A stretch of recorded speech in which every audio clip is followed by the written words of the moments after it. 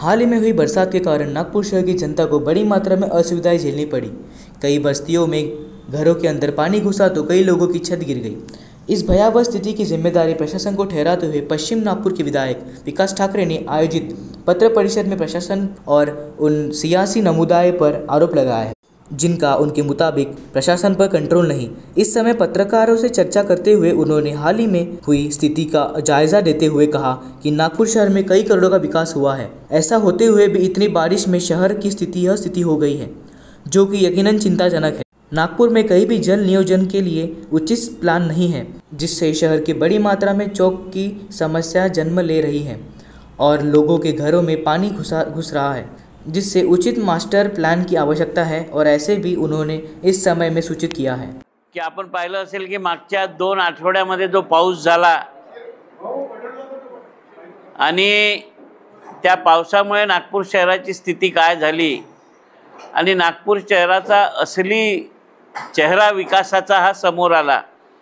आपण पाहिलं असेल की नागपूर शहरामध्ये मागील 10 वर्षात कोट्यवधी रुपयाची विकास कामं झाली, परंतु त्या विकास कामांमुळे या शहरातील जनतेला काय फायदा झाला, या शहरातील जनता सुरक्षित आहे का, या शहरातील जनतेचा जीव सुरक्षित आहे की धोक्यात आहे हे समोर आलं।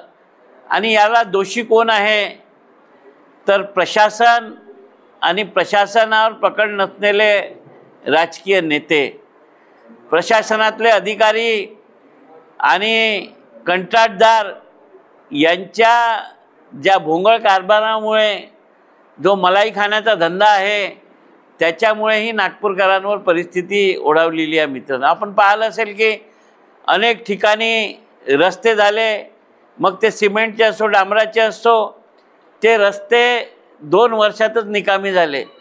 रस्त्यांवर भेगा पडल्या, शहरातल्या पूर्ण स्ट्रॉम वॉटर ड्रेन या पूर्ण चोक आहेत।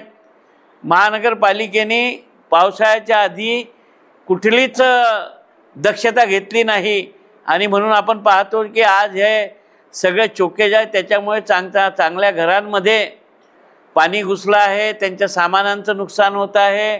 गोरगरीब लोकांच्या झोपड्यांची तर सोडूनच द्या, पण ज्यांचे 2-2 कोटीचे बंगले आहे ते सुद्धा गटर लाईन आणि स्टॉर्म ड्रेनमुळे त्रस्त आहे। मेट्रोचं काम झालं, अनेक ठिकाणी मेट्रोच्या कॉलममुळे या गटर लाईन नेस्तनाबूत करण्यात आल्या।